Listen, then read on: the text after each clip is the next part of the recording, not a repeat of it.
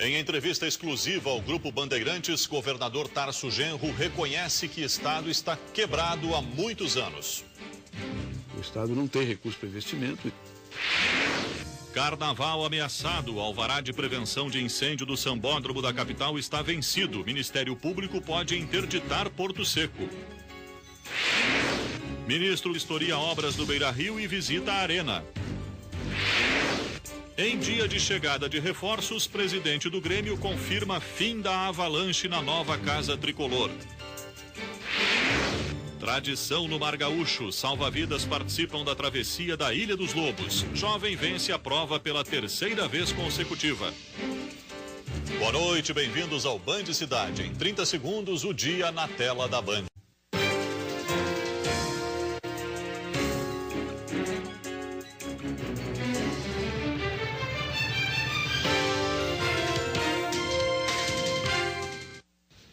Um dia depois de estipular prazo para que casas noturnas apresentem alvará de prevenção contra incêndio, a Prefeitura de Porto Alegre foi surpreendida com a notícia de alvará vencido no Porto Seco, onde acontece o carnaval da cidade.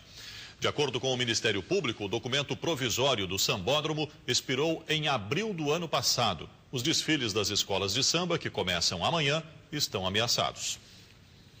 Nesta semana, a Prefeitura de Porto Alegre anunciou obras para a melhoria no complexo do Porto Seco, orçadas em 40 milhões de reais.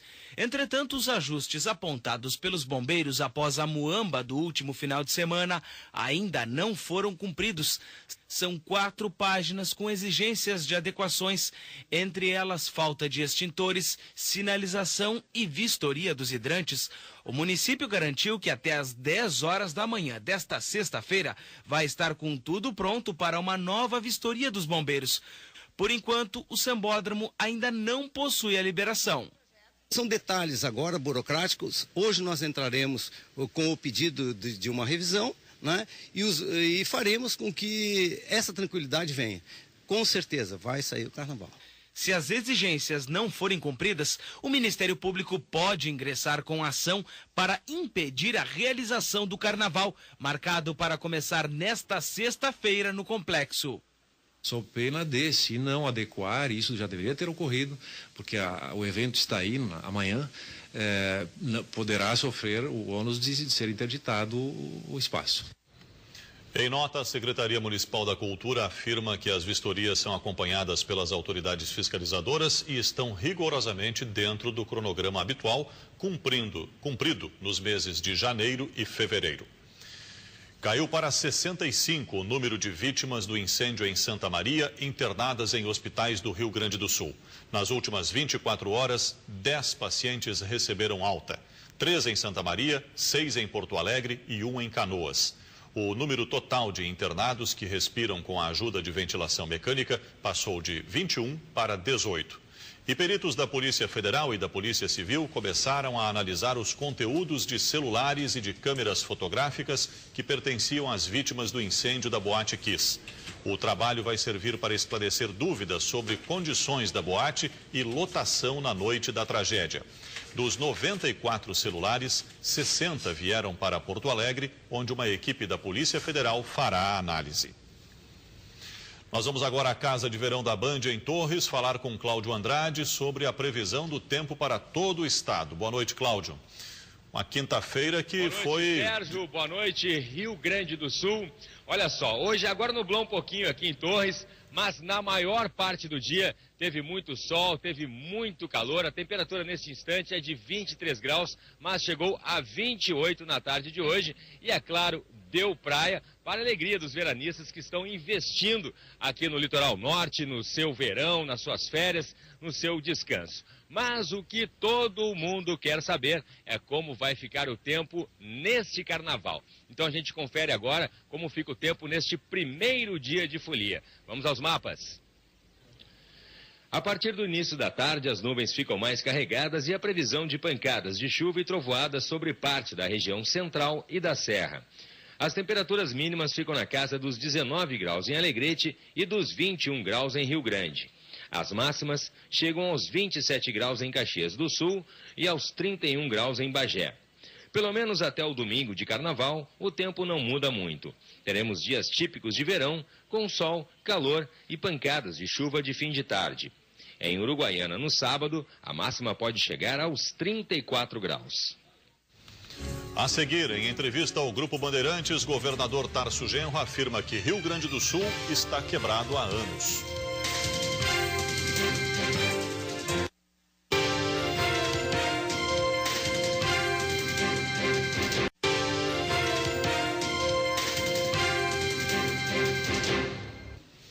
As finanças do Rio Grande do Sul estão quebradas, segundo o governador Tarso Genro.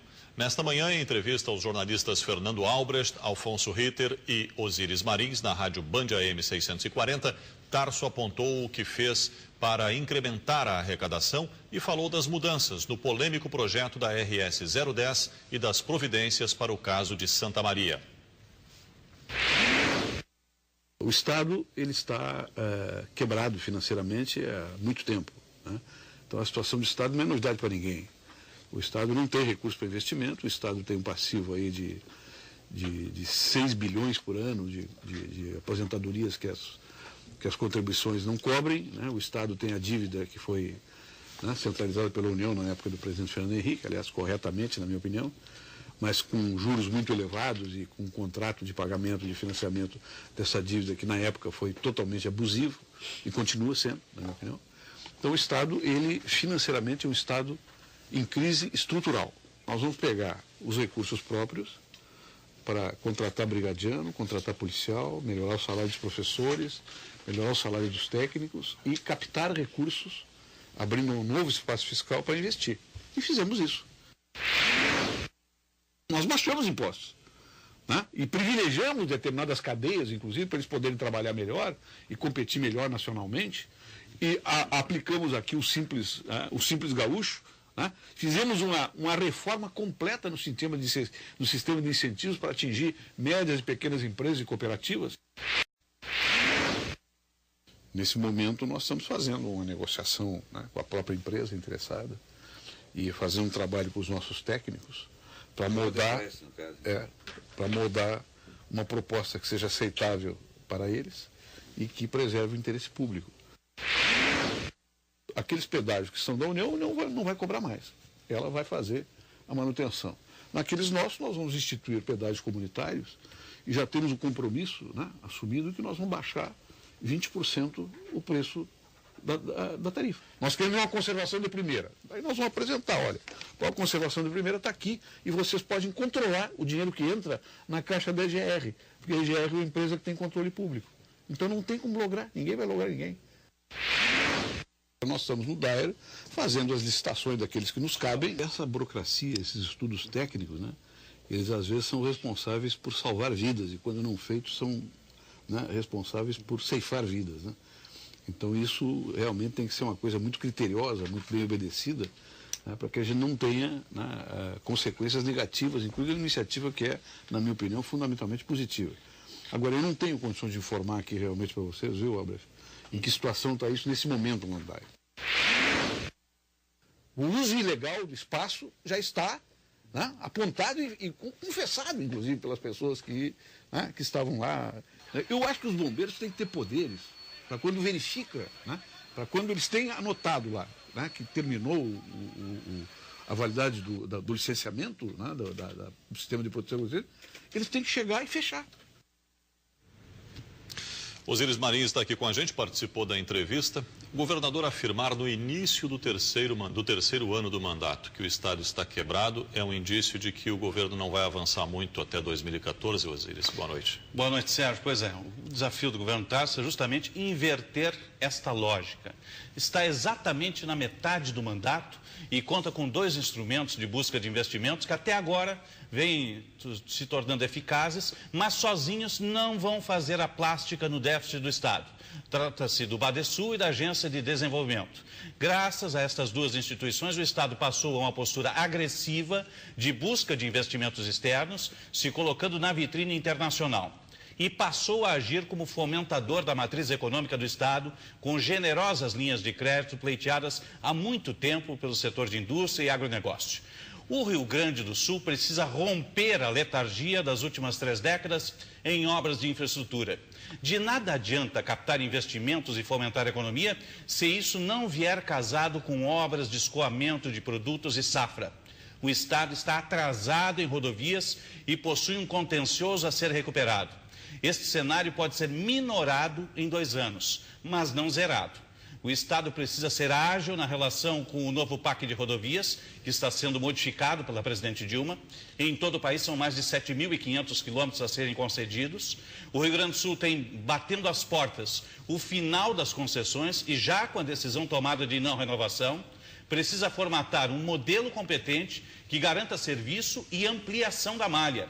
É um grande desafio e também passa por ele a garantia de crescimento do Rio Grande. O Piratini agora corre contra o tempo e o relógio da política é impiedoso e não para, Sérgio. Obrigado, Osíris. Bibliotecas de escolas e instituições que atendem populações carentes começam a ficar mais recheadas. O SESC está entregando os livros arrecadados na campanha Doe Livros, Escreva Histórias. Um mundo novo se abriu para estas crianças. Elas não precisam saber ler para criar e recriar histórias a partir das imagens. Por meio da interpretação das figuras, os alunos são incentivados a trabalhar a imaginação e a criatividade. Os livros foram doados na campanha Doe Livros, Escreva Histórias, promovida pelo Grupo Bandeirantes de Comunicação e pelo SESC. A instituição Renovar da Esperança, no bairro Restinga, na capital, recebeu cerca de 200 livros infantis para a biblioteca. Eles vão ter todo esse momento de emoção, de saber que eles estão indo para uma biblioteca, para ler livros, para aprender, onde vai ter nós lá mesmo, as próprias professoras vão fazer a contação de história. A iniciativa agradou a meninada, que largou os brinquedos para folhear as páginas. O que tu mais gostou no teu livro? Gostei do menininho. O resultado é o que importa, né? Então, o resultado final é emocionante, né? Ver a criança se abrindo para o novo mundo. A campanha da Band arrecadou mais de 5.000 volumes entre os meses de outubro e dezembro de 2012. Jornalistas e apresentadores do Grupo Bandeirantes de Comunicação foram às ruas hoje entregar a edição do dia do jornal Metro Porto Alegre. Junto com o exemplar, os motoristas receberam um adesivo da campanha da Band, Trânsito Legal, Sinal de Atitude. A ação aconteceu na esquina das avenidas Goethe e 24 de outubro, no bairro Moinhos de Vento. A campanha, que começou em dezembro, envolve todos os veículos do grupo e estimula um trânsito mais seguro. A seguir tem a previsão do tempo para a região metropolitana e as notícias do esporte. Está decidido, o presidente do Grêmio confirma, fim da avalanche na arena. E salva-vidas participam da tradicional travessia da Ilha dos Lobos. Jovem é tricampeão da prova.